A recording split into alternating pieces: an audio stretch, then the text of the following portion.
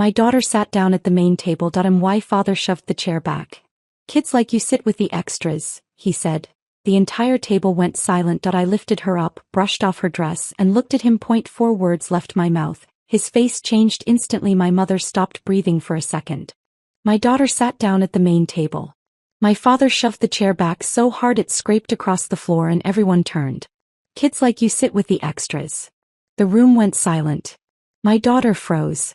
She was 6 and had just spent 10 minutes deciding where to sit because she wanted to be near the candles in the middle of the table. She had smoothed her dress before climbing onto the chair. Now she just looked at me. I walked over, lifted her up, brushed the crumbs from her dress and looked at my father. 4 words left my mouth. Not in my house. His face changed instantly. My mother stopped breathing for a second. For context, the house technically was mine. But that part of the story is where things start getting uncomfortable. Because the house my parents were sitting in. Table. The food. The mortgage being paid every month. The electricity that kept the lights on above my father's head while he embarrassed my daughter. That was all coming from me. My father stared at me like I had just said something insane. Isabella, he said. Don't start. I didn't answer him. I just pulled a chair out and sat my daughter next to me. Across the table my sister Amanda was staring down at her plate. Her 2 kids were sitting exactly where my father wanted them. At the center of the table like little royalty. My daughter whispered to me, "Did I do something wrong?" "No." That was the only thing I said. My father leaned forward. "This table is for family." And that sentence told you everything about him. Because apparently my daughter wasn't family. No one spoke for a few seconds. Then my mother forced a smile and tried to restart dinner like nothing had happened. "Everyone eat before it gets cold." Plates started moving again but the silence stayed. My daughter barely touched her food. And the worst part? This wasn't the first time. It had been happening for years. Little comments. Different rules. Small humiliations that my daughter was apparently supposed to accept because my father had decided she didn't belong in the same category as Amanda's children. And the more I sat there that night, the more something in my head started lining up. Because the man who had just told my daughter she didn't belong at the family table had called me 2 weeks earlier asking if I could help cover their mortgage again. And I had said yes. Just like I had every other month for the last 3 years. I looked around the table. The chandelier above us. The plates. The kitchen my parents loved showing off to their friends. All of it existed because I kept writing checks. My father picked up his glass like nothing had happened. That's when I realized something. He still thought I needed them. He had absolutely no idea what was about to happen next. And the moment he figured it out would change everything. Dinner continued like nothing had happened. At least that is what my mother tried to pretend. Plates moved around the table. Glasses clinked. My sister Amanda talked about her son's soccer practice like the room hadn't gone completely quiet 10 minutes earlier. My daughter Lily sat next to me picking at her mashed potatoes. Every few seconds she glanced at the center of the table where Amanda's kids were laughing with my father. I saw it. He was trying to figure out the rules. Kids always do that. They think if they understand the rules they can fix the situation. But there were no rules here. Just favoritism. My father reached over and put another piece of chicken on my nephew's plate. "You need to grow strong," he said. Lily looked down at her plate again. I had seen this pattern for years but something about tonight was different. Maybe because she was finally old enough to notice. After dinner my mother started clearing dishes. "Isabella, leave Lily in the living room with the kids," she said. "The adults need to talk." That word again. Adults. Apparently I was one when the bills came in but not when decisions were made. I stayed seated. "What do we need to talk about?" My father wiped his mouth with a napkin. "The usual. The bank called." Of course they did. Amanda suddenly became very interested in her phone. My father continued. "They're asking about the mortgage again. Just until things stabilize." Things had been stabilizing for 3 years. I leaned back in my chair. "How much this time?" 2 months, he said. "Maybe 3. My mother quickly added, "Just until your father gets things sorted out." I didn't answer right away. Instead I looked around the kitchen. The marble counters I paid for. The new fridge they had insisted they needed last year. The fresh paint in the dining room. My father noticed the way I was looking around. "You know we'll pay you back." That sentence had been said so many times it barely sounded like language anymore. Across the room, Lily was sitting quietly on the couch while Amanda's kids played with the tablet I had bought them last Christmas. No one had even asked Lily if she wanted to play. That's when my father said the one thing that made the entire room stop again. "You've always been good about helping the family." I looked at him. Helping the family. The same family where my daughter apparently didn't deserve a chair at the table. For the first time in years I didn't answer him. And my father noticed. "You're quiet tonight," he said. I finally spoke. "Yeah," I said. "I've been thinking." He frowned. "About what?" I looked over at Lily again. And suddenly the decision that had been quietly forming in the back of my mind for years became very simple. Because my father thought tonight was going to end the same way it always did. With me agreeing. He had no idea that in less than 10 minutes I was going to say something that would make my mother grab the edge of the counter to stay standing. And it would start with 4 words he had never expected to hear from me. My father waited. He had the same look he always had during these conversations. Confident. Like the ending had already been decided. But as for 3 years it always had. I paid the mortgage. Everyone thanked me. A few weeks later the same conversation happened again. I watched him sitting there at the head of the table. The same seat he had just decided my daughter didn't deserve to sit near. "You've always helped the family," he repeated. I nodded slowly. "You're right." My mother relaxed a little when I said that. She probably thought the conversation was already over. My father leaned back in his chair. "So the bank just needs the payment by Friday." Silence sat in the room for a moment. Then I said it. "I'm not paying it." The words landed like something heavy hitting the floor. My mother blinked twice. Amanda looked up from her phone. My father didn't move at first. Then he laughed once. "Isabella. Be serious." "I am." Another silence filled the kitchen. My mother spoke first. "Sweetheart, maybe you misunderstood your father." "No," I said. "I understood him perfectly." My father's expression hardened. "You've never had a problem helping before." "That was before." "Before what?" I turned slightly and looked toward the living room. Lily was still sitting quietly on the couch. She had found one of the old magazines on the coffee table and was flipping through it by herself. No one else in the house had noticed she was alone. I looked back at my father. "Before tonight." He followed my gaze toward the living room. Then he scoffed. "Don't be dramatic. She sat in the wrong seat." "The wrong seat," I repeated. "Yes. That table is for." He stopped himself. But it was too late. "For what?" I asked. "For family." There it was again. Amanda shifted uncomfortably in her chair. My mother quickly stepped in. "Your father didn't mean anything by it." But he had meant it. He had meant it every time. Every birthday where Lily's gift came last. Every holiday where Amanda's kids got twice the attention. Every small moment that slowly added up into something ugly. My father leaned forward.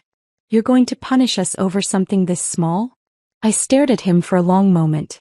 Then I said something that made Amanda slowly put her phone down. "Small." He crossed his arms. "Yes. Small." I nodded. "Then it should be easy to live without my money." The air in the room changed instantly. My mother grabbed the counter behind her. "Isabella." But my father still didn't understand what was happening. He thought this was a bluff. "You wouldn't do that," he said. I stood up. "You're right about one thing," I told him. "What?" "This house is for family." He looked confused for a second. Then I added the part he hadn't seen coming. "And the bank called me yesterday too." That was when his face started to change. Because he suddenly realized something. I wasn't just helping with the mortgage. The mortgage was in my name. And he had absolutely no idea what that meant yet. My father stared at me for a long moment. "The bank called you?" he asked. "Yes." "Why would they call you?" I didn't answer right away. Instead I walked into the living room and sat next to Lily. "You ready to go home?" I asked. She nodded immediately. She had clearly been waiting for me to say that. While she went to get her little jacket, I walked back into the kitchen. Everyone was still standing exactly where I had left them. My father was watching me carefully now. "You didn't answer my question." "I know." My mother spoke next. "Isabella, what is going on?" I pulled my car keys from my bag and set them on the counter. Then I looked directly at my father. 3 years ago, I said, when the bank was about to take this house, They wouldn't refinance the loan under your name. He didn't respond. Because he already knew that part. They told you the only way to save the house was if someone with stable income signed the new mortgage. My father shifted in his chair. My mother looked confused. What are you talking about? I continued. So I did it. My mother's face slowly lost color. You helped with the loan, she said. No, I replied. I took the loan. The kitchen went completely silent. Amanda whispered, Wait, what? My father finally stood up. That's not how it works. It is exactly how it works. You just helped with payments. No. I picked up my keys again. The house has been in my name for 3 years. My mother grabbed the back of a chair. No. Your father would have told me. My father didn't say anything. And that was the moment my mother realized something was wrong. She turned toward him. Richard. He still didn't answer. Because he knew it was true. The day the bank approved the refinance, he had signed papers without really reading them. He was too focused on saving the house. And he trusted that I would always keep things the same. But I never planned for tonight. None of us did. Amanda slowly sat down. Isabella owns the house. No one corrected her. My father finally spoke again. You wouldn't use that against us. I looked at him. Against you? Yes. For one stupid dinner conversation? I glanced toward the living room again where Lily was quietly waiting by the door. Then I looked back at him. You think tonight is the problem?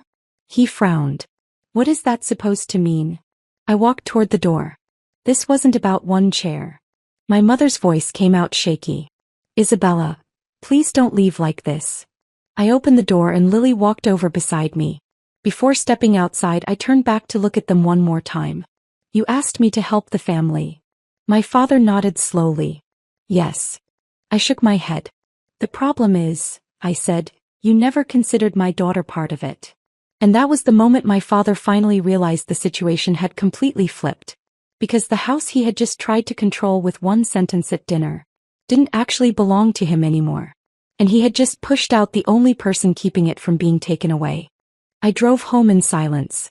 Lily fell asleep halfway through the ride, her head leaning against the window. By the time I pulled into our driveway, it was already dark. I carried her inside and put her in bed without waking her. For a few minutes I just stood there in the hallway thinking about everything that had happened at dinner. Then my phone started ringing. I let it ring. A minute later it rang again. Then Mom. Then Amanda. I didn't answer any of them. By the time I went to the kitchen to make tea, there were already 5 missed calls. And 3 messages. The first one was from my mother. Isabella, please call us. I think there has been a misunderstanding. The second one was from Amanda. Did you seriously threaten them with the house? The third message came from my father. It was short. You are overreacting. I stared at that message for a long time. Then I put the phone down and went to bed. The next morning things got worse. When I checked my phone there were 12 more missed calls. And a voicemail. It was my mother. She sounded different than usual. Isabella. The bank called this morning. They said the payment wasn't made yet and they mentioned your name again. Your father is very upset. Please call us. I didn't call.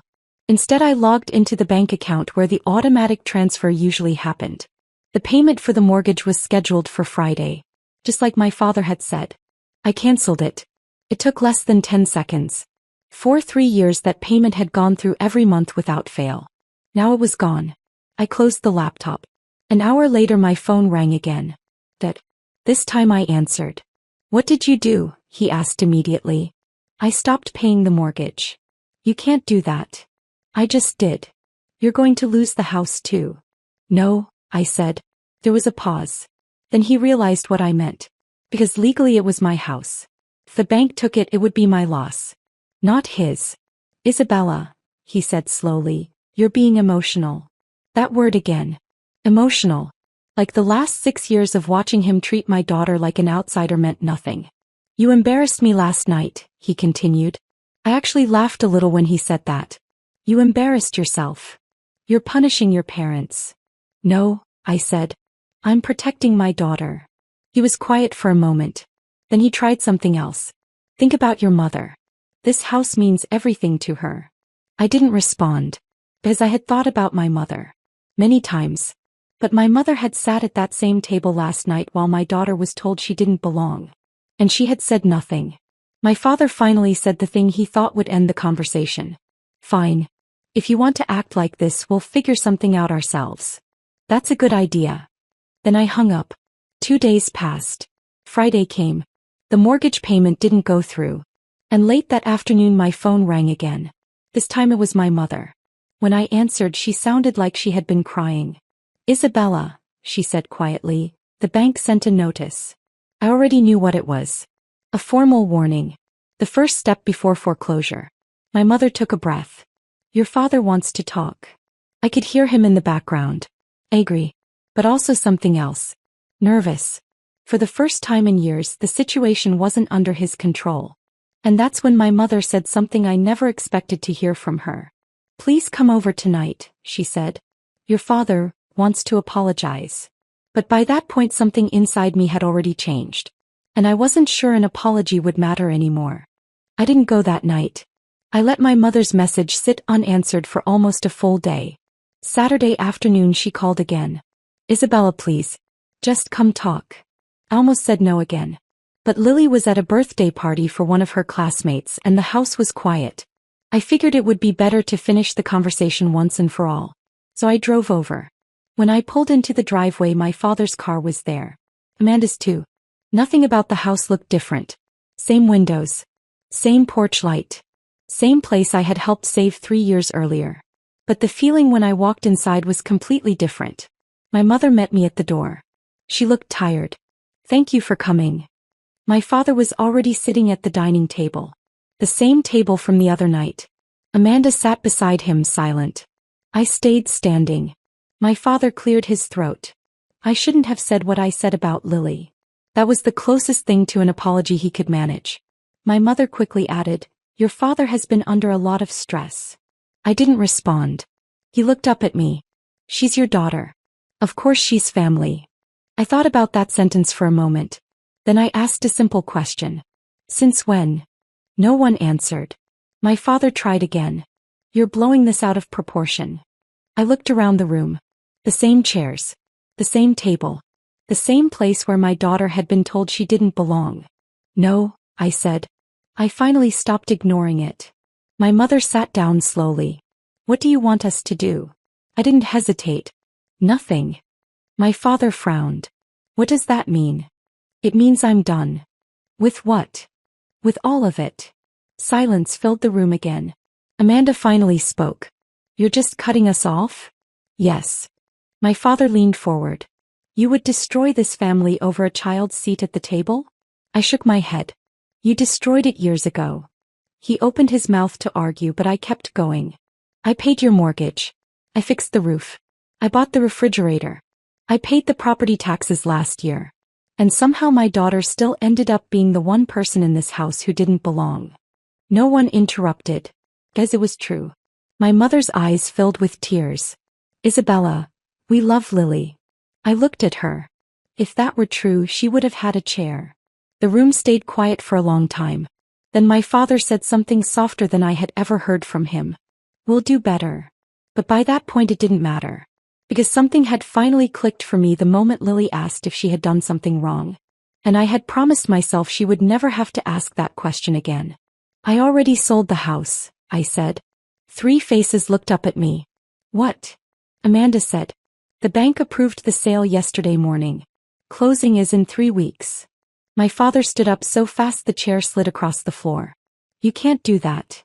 I already did. My mother grabbed the table. Where are we supposed to go? That's something you'll have to figure out. The silence after that was heavier than anything that had happened before. My father looked like he wanted to argue. But for once he didn't have any power left in the situation. I walked to the door. Before leaving I said the last thing I would ever say in that house. My daughter deserves better than this family. Then I stepped outside. 3 weeks later the house belonged to someone else. My parents tried calling again after they moved out. My mother sent a few messages asking if we could start over. I never answered. Lily stopped asking why we didn't visit them anymore after a while. Kids move on faster than adults. And the truth is, losing that house probably shocked my parents. But losing access to my daughter was the part they never expected. By the time they realized what they had thrown away, I had already erased them from our lives. Them from our lives. Them from our lives.